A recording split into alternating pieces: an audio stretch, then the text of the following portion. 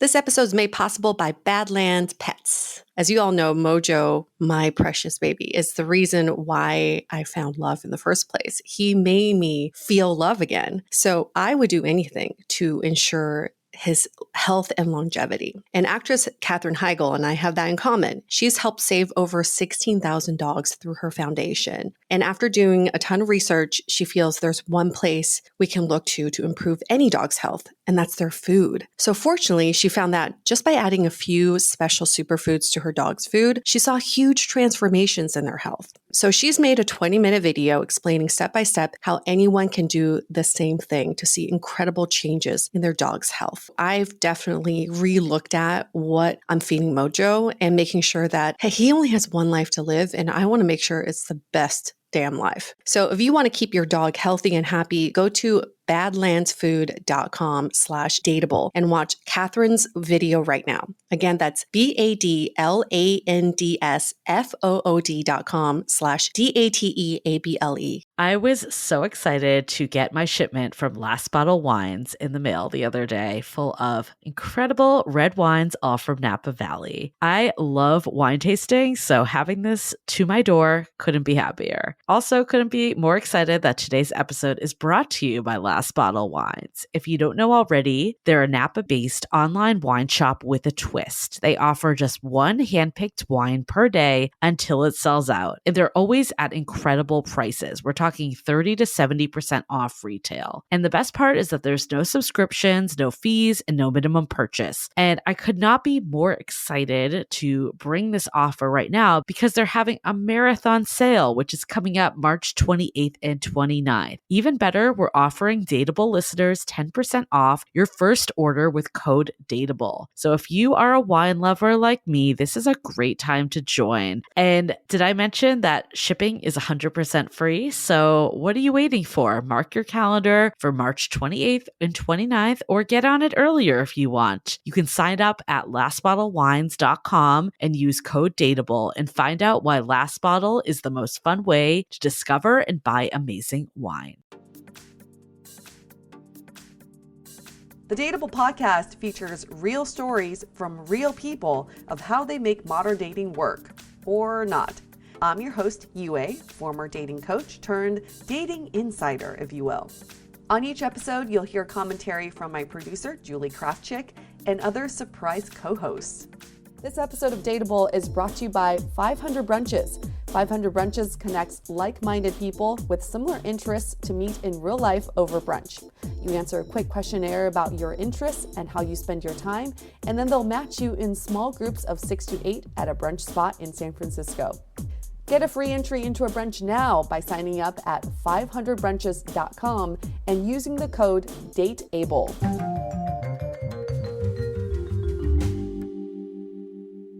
Hey everyone, welcome to another episode of DATEABLE, a show that discusses pretty much everything about modern dating. Each episode we feature real stories from real people to tell us how they make modern dating work, or not. But in today's case, our guest will tell us how she did make modern dating work. Her name is MK. Hey girl. Hey.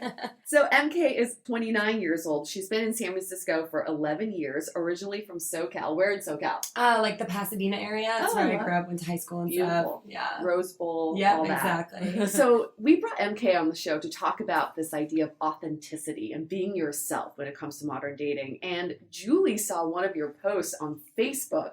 I saw on your post, and I'll obviously let you go into more detail about kind of taking this risk and sending a photo to your crush at the time, fully dressed in Hamilton gear. Yeah. So oh man. Yeah. So I'm like obsessed with Hamilton, which is one of the facts about me in life. And I guess now like a year and a half ago or even longer ago, I had just started, I got on one date with my current boyfriend, Jarrett. And we, in the time between our first date and our second date, I had like my first Hamilton theme ride. I'm a soul cycle instructor.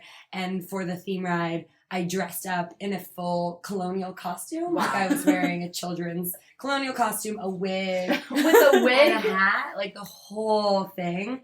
And I just looked like a young man from the 18th century. Sexy. Yeah. Yeah, I agree, right? Like totally the look every young woman's going for.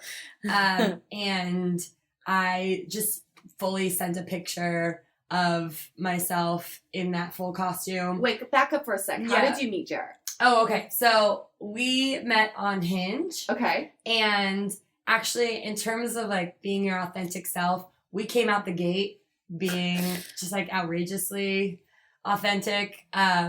My general rule of thumb in life is introduce people to the weird as quickly as you can because it's not going anywhere. So I can't waste anybody's time. I don't want anybody wasting any of their time. So our initial exchange on Hinge, our messaging exchange, immediately dove into like this elongated joke about catfishing, and it ended with me saying something along the lines of, I've been hanging out with this life-size cardboard cutout of Justin Bieber lately and things are going really well, so I want to kind of keep my options open, but like I wouldn't mind grabbing a drink with you. Wow, not holding back Like that at was all. like that was my pickup line. Like that is how I asked. I've seen that Justin Bieber Yeah. cutout in your Oh, Soul yeah, I Cycle know. class. He's, Yeah. he's cheating on me. Yeah, I right. used to be with him. So then, fast forward to your first date. What did you guys do? So we went out, we met up for drinks, and the first bar that we had, well, there had been this whole hilarious debacle of pushing the time back, and then Jarrett was going to be late, and then I was going to be late, and eventually I got there and got to the bar that we were supposed to meet at, and he was sitting outside because it was too crowded inside, and so we just made like a game time decision and walked up the street to another wine bar and just posted up inside there, and they were also really crowded, so we were literally sitting in a windowsill. And Which bar? I forget the name. It's somewhere in Russian Hill though, somewhere like on Hyde. I was just kind of going with the flow, and I also had a few glasses of wine already anyway, so I was like, whatever works for me. And we got there and we're just huddled up in the corner, and Jarrett really hilariously like ordered a glass of Pinot Grigio, and then it appeared, and he was surprised it was a white wine. He was like, "What? I thought I ordered a red wine." Oh, you don't know anything about wine, do you? This is gonna go great. Me neither. And then we just talked for hours. And So you had an immediate connection. oh my God, yeah. It was crazy. There was just what I loved so much about it, and why I think it was such a great first date, like the best first date I've ever been on, obviously, is that we just immediately went into, it felt so comfortable. It was like banter. There was no small talk. It was, here are my crazy stories. Here are my crazy stories. Here's how I view the world. Here's how I view the world. And it was so fun. How did the date end? It ended, so Jarrett actually told me that he, like, in the setup of the date, he told me that he had a surprise birthday party to go to that night. And so he had to, like, leave at a certain time to get to the party. Oh, that's his out. Which at the time I was like, oh, yeah, no problem. I totally understand. And so I eventually looked down at my phone and realized we were an hour past when he was supposed to go for his shit. And so I thought I was being so wonderful. I was like, oh my God, I'm so sorry. Like, we can wrap this up, blah, blah. So we wrapped up the date.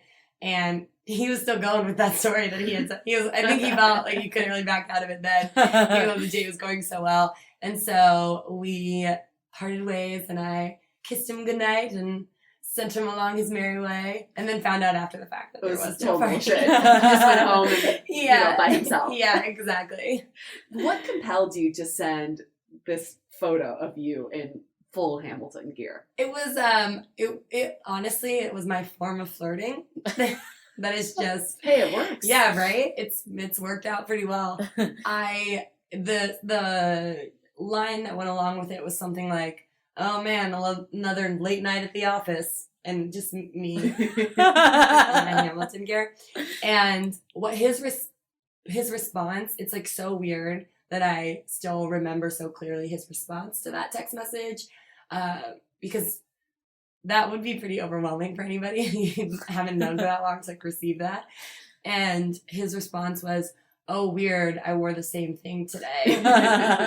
And then he really sincerely asked oh, that looks so cool. How did it go? Did you have fun? I bet it was awesome. And so for me, that's really sort of defined our whole relationship. Is it's been set up like a joke and then something really sincere to follow, which suits me very well. Have you sent these messages before on other dates? Great question. Now that I'm thinking about it. Is that like a photo you just have in one folder that you like send after every date? Yeah. You could weed out people. It happened like while it happened in real time. Like I sent that picture in real time between our first and second date. And I've always like dating wise been really open with who I am and not hiding any of those facets of my personality because they're just so prominent. And they're going to find out eventually. Exactly. There's just no way. And if somebody can't connect with you at your most authentic self, then it's never really going to work.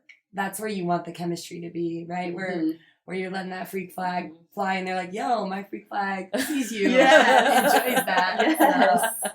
Our freak flags can make out together. Yeah, right? So I just want to set the picture for our listeners because I'm just trying to imagine this. After you go on a first date with someone, I'm thinking about my own personal experiences.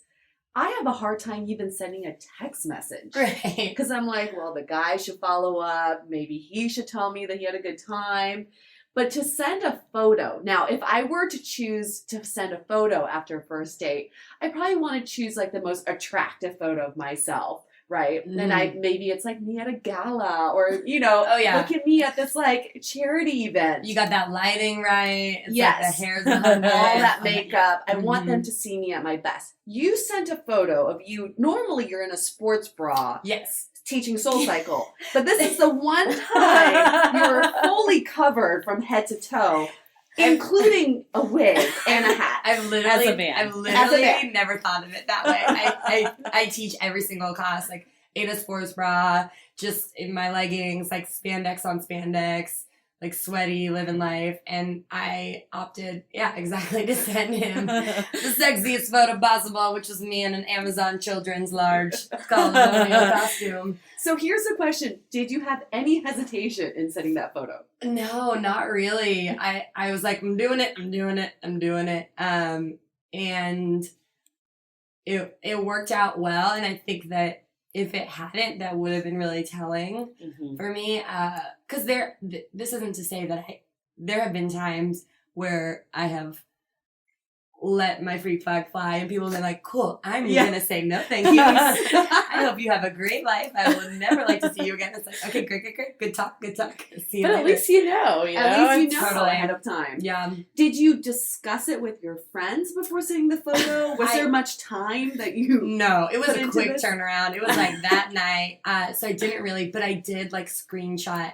I do remember screenshotting his response and then sending that to my friends because I was so impressed with that response. And that's just, that's his character too. Yeah. That's who he is as a person he's always there to like celebrate the hilarious hijinks and then also come in with like a sincere, and how did you feel? Like, how did it make you feel? How are you doing? Had you guys talked before this photo? Yeah. Oh, Okay. we had. So we'd been on our first date already. So Right. like, no, I mean like in between.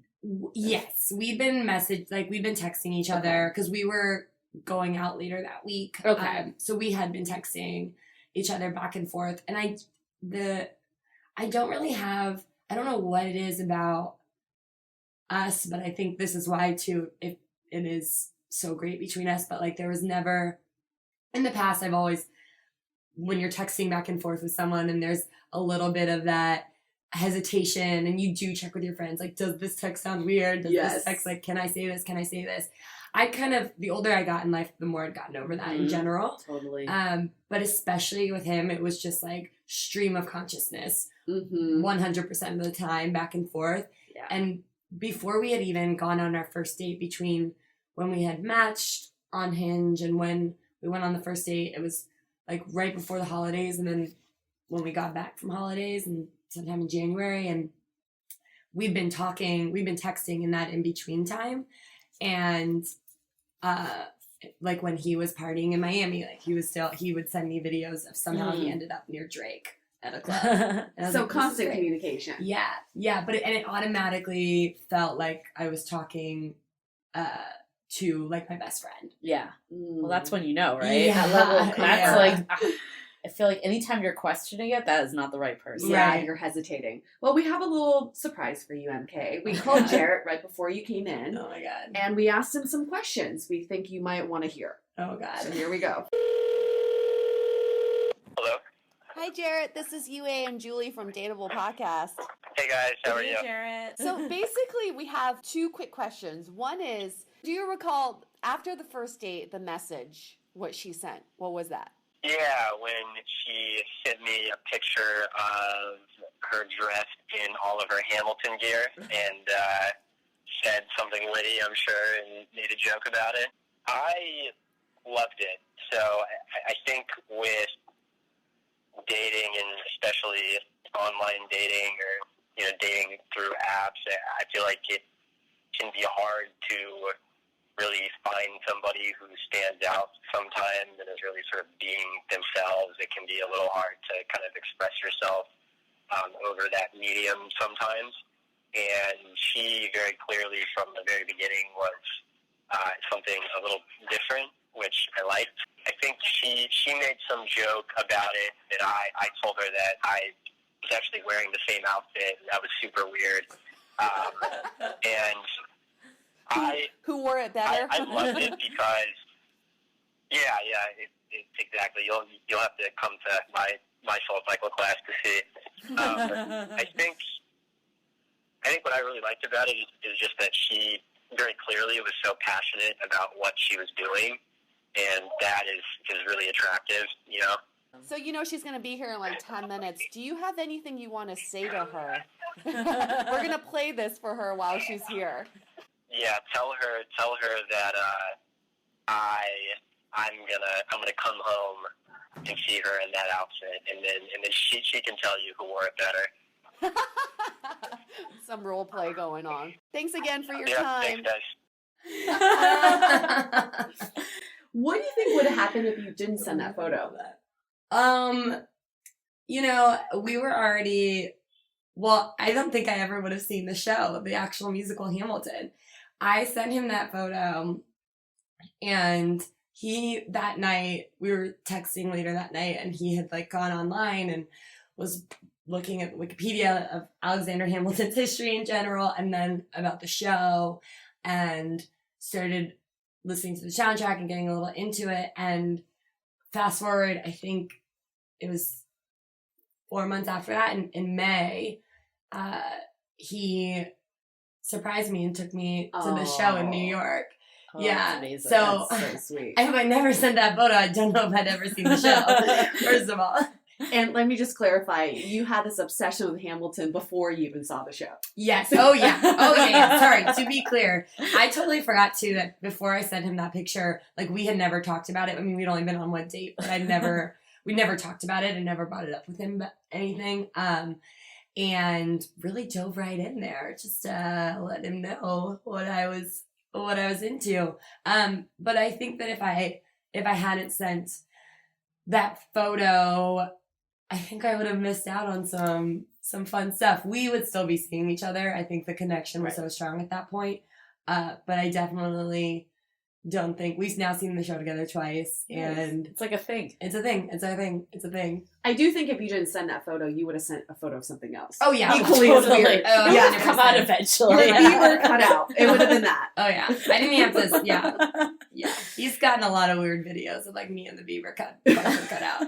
It's okay. So let's go on to some takeaways from Yeah. this story. What is some advice you can give to others who are maybe hesitant to show their true colors in the first couple of dates? Yeah, I get it. I really understand the hesitation because it's scary. In life in general, it's scary to be vulnerable and be yourself and be real because there's always the potential that someone isn't going to be into it and there's going to be some sort of level of rejection, and that's really hard. But the payoff is so big and it's so good, and it just feels so good in life in general to be authentic, to be comfortable with who you are, to own your space, to own everything about yourself. And I have found, at least in my experience, that the more you show up to any type of connection or relationship or interaction with authenticity,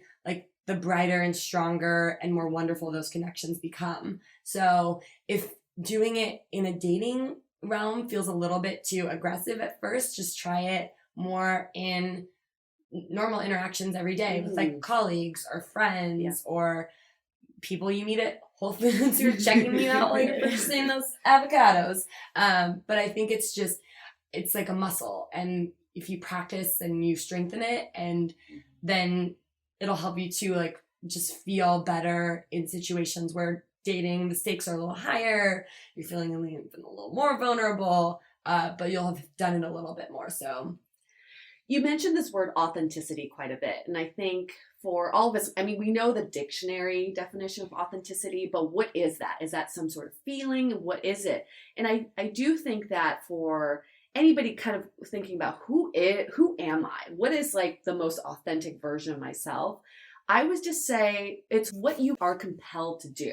yeah. Right? For example, you are compelled to send this photo and send this message because it's naturally who you are. But I think a lot of times in modern dating is that we think, well, if I were to do this, then what would be the consequence? We're so concerned with the consequence. I don't want to come off in a certain way. I don't want him to see me in this certain way. I don't want her to think of me in a certain way. But at the end of the day, and you said something earlier, is that if they don't accept you for who you are authentically, then they're not the right person for you. Right. Yeah, totally. We focus so much in dating on getting the other person to like us back. We forget that we're pretty awesome too. And if they don't like us for who we are, then they're not the right person. Right. I think so much of that too is tied into growing as an individual in yourself and really feeling confident in who you are, because I do believe that you attract then people who are drawn to that light and to that confidence. And yeah, I think exactly what you said, authenticity, it's doing what you feel compelled to do. It's doing the things that bring you joy, that make you feel good, and finding someone who not only enjoys who you are and those parts about you, but really amplifies them. And it's okay.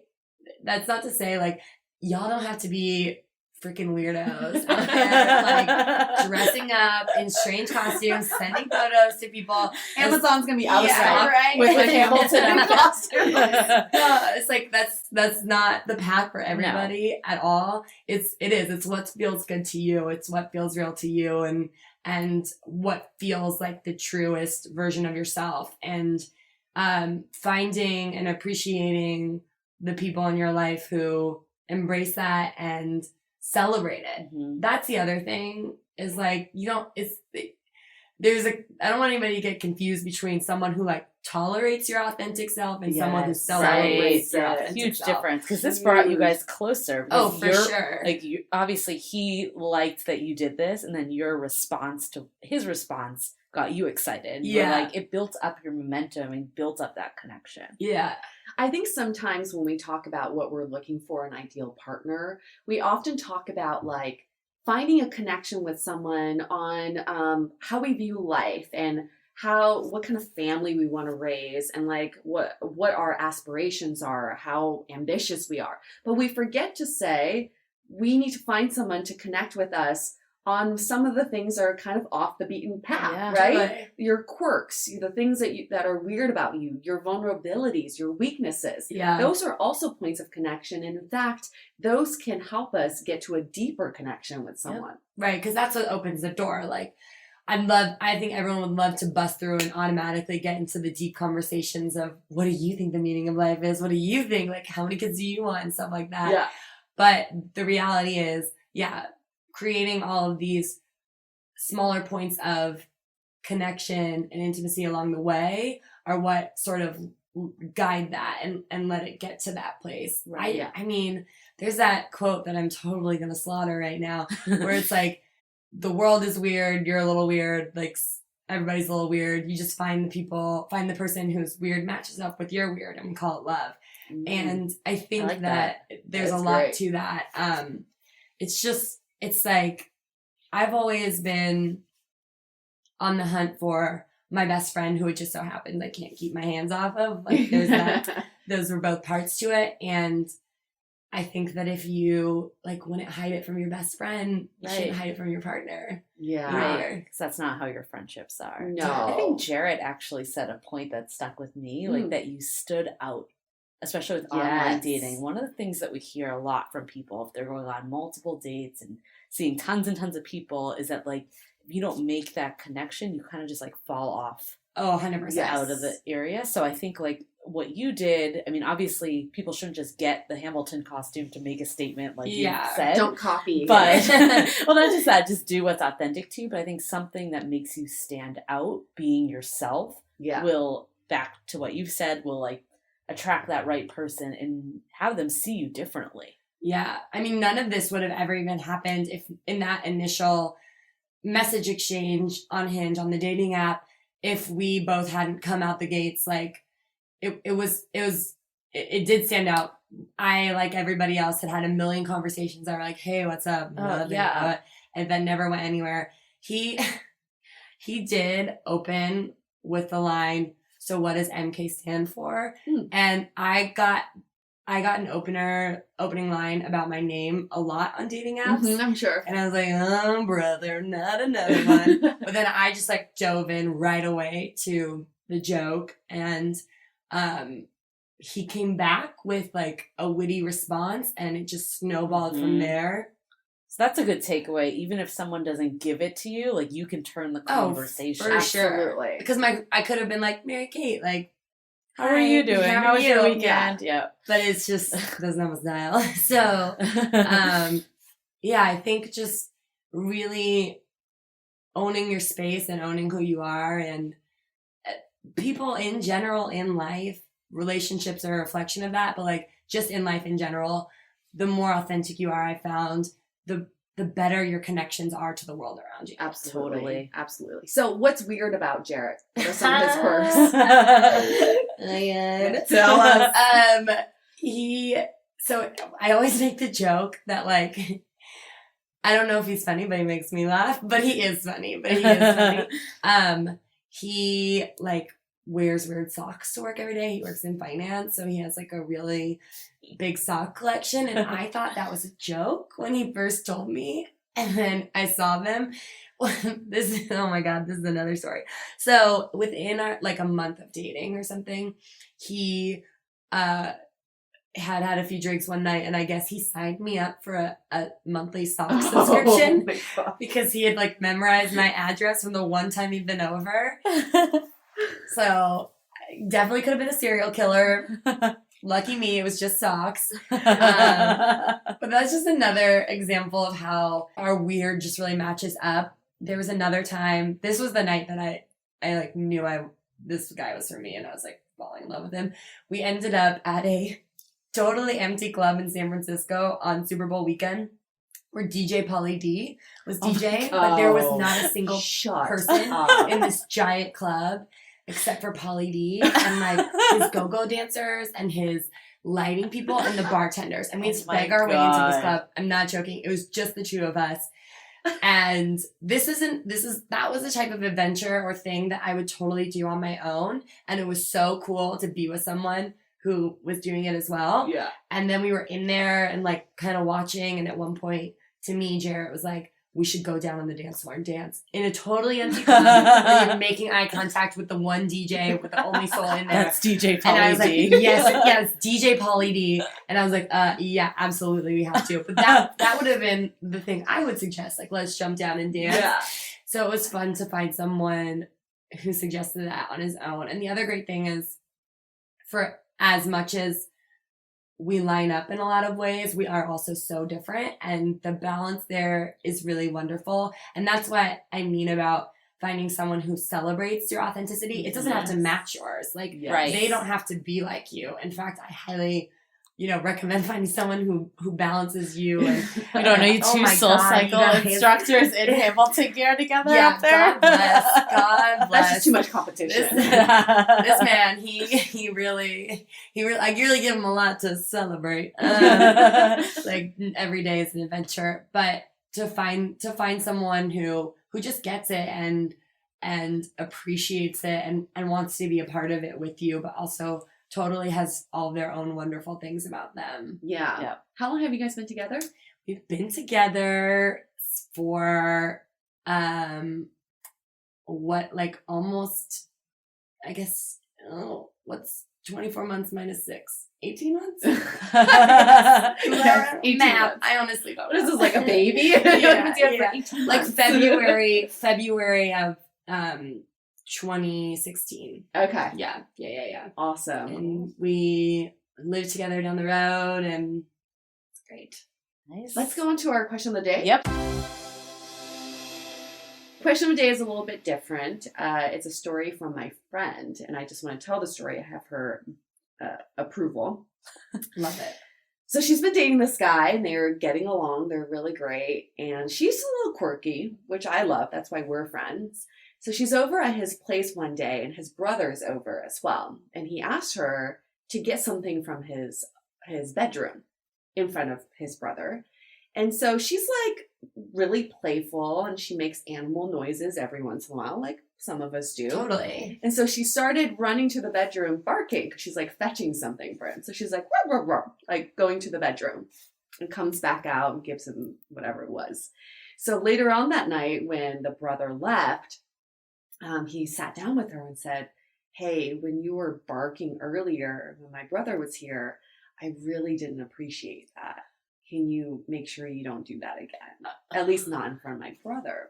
And he was completely serious. Yeah. First of all, I meow all the time. Like, I don't know why. Just like, meow. What? So I get it. I think talking to him and asking him why, like, why does that make you uncomfortable? Right. What is it about that? Because maybe there's like a deeper thing that they should be discussing in general. I think it's, how long have they been dating? But she said like off and on for a few months, like 6 or 7 months. Okay. But it's like she said it was getting to a place that it was getting serious. Yeah. Whew, that's tough. I would try to see what the deeper reason for why that would annoy him. Because it's okay for, I date an introvert. He is an introverted introvert. I am an extroverted extrovert. So there have been times in our relationship where Jarrett has had to communicate to me like, hey, when you tell me we're going home and then you surprise me by taking me to this bar to meet like 1,000 of your friends I've never met before and it's a giant party, that's a little overwhelming for me. Maybe tone that down a little bit. Yeah.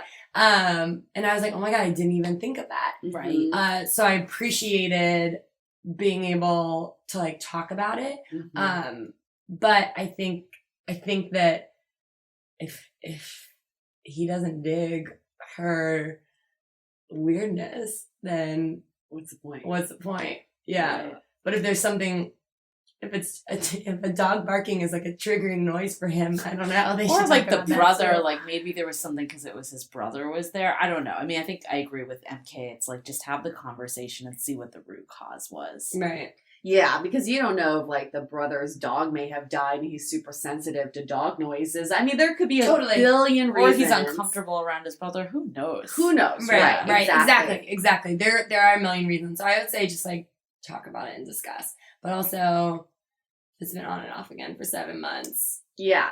But if someone can't accept the weird, then yeah, it's over. It's time like, to move on. It's time to move on. It's hard to do that, right? Because if everything else is going well in a relationship, they just can't embrace this one aspect of you. It's hard to walk away. I understand why that's tough, but I think that's also going to pose more problems down the line if you stay in a relationship. I think it depends if it's the essence of your personality. That's kind of a big factor. Yeah, a little more than everything else that could be lining up. So. But as with anything in a relationship, or if you're just dating someone casually, communication is so key. Mm-hmm. So it's not so much about the event that happened. It's about how you react to it and what you talk about. Or even her being vulnerable and saying, this made me question if I can be myself with you, and seeing his response to that. Yeah. Julie, do you have any quirks? I don't know any of your quirks. I mean, I'm sure I do. Let's be honest. I wonder what your quirks are. Calistoga. You really love going to Calistoga. I'm pretty authentic with you, so if you don't see them, then Yeah. And it's okay maybe too. I'm just not that weird. I don't know. Damn it. Yeah. Authenticity also, I think, doesn't have to necessarily just mean quirks. Right. It's like, I think too, like, God bless the people who are like chiller and a little bit more quiet. Yeah. And Yes. like that's their truth living. That's good. We need you. I need I was you. gonna say, Y'all keep trust it me, balanced. I'm not holding back on you. No, I agree. Yeah. You're definitely very authentic with me. You're not trying to play any games. I like you. If I can't equally. play games with you, then I don't know. Awesome. Well, thanks, MK, for telling us the story. Thank This is you really guys. fun. Oh It's my Yeah, like, God. I love It was it. a blast. I love it. It was a blast. Be I'm really yourself. lucky. Everyone else is taken. Right? Yeah. and I also am obsessed with Hamilton. Oh my God, think it's- amazing. I've been listening to the soundtrack nonstop after I watched it. It's so good. It's so freaking good. It's So so good. The next time Jarrett and I go on another Hamilton date, I'll be sure let me we know. bring you along. For sure. And listeners at home, we appreciate your authenticity through your stories. Tell us your stories. We would love to have you as a guest on our show or just entertain us. We love hearing all of your dating stories. And on that note, we'll wrap this up. 1, 2, 3. Stay dateable. Your action item this week is to take a chance and embrace your quirks on dates and in life. If you feel like you've been holding back on dates, this is a week to hold back a little less, within reason, of course. As MK put it, you want to find someone who doesn't just tolerate your authentic self, but rather someone who accepts and celebrates your authentic self. Go into dating with that mindset, and you may find it change the way you act on dates now that you have a different goal in mind. If you didn't know already, in our off-season, we launched a premium series called the Why Series, where we dissect, analyze, and offer solutions to some of the most common dating conundrums. We've had some great feedback on how actionable these episodes are, so check it out on our website under the tab Why Series. Or you can now buy directly from iTunes Music. The most efficient way to meet new people is a combination of online and offline. 500 Brunches has your offline covered. Connect over brunch with new friends. Come alone or bring a buddy. There is always a table full of friendly faces, mimosas, and eggs Benedict. Sign up at 500brunches.com and use the code DATEABLE for a free entry. To connect with us, visit dateablepodcast.com. You can also find us on Facebook, Twitter, and Instagram, all under Dateable Podcast.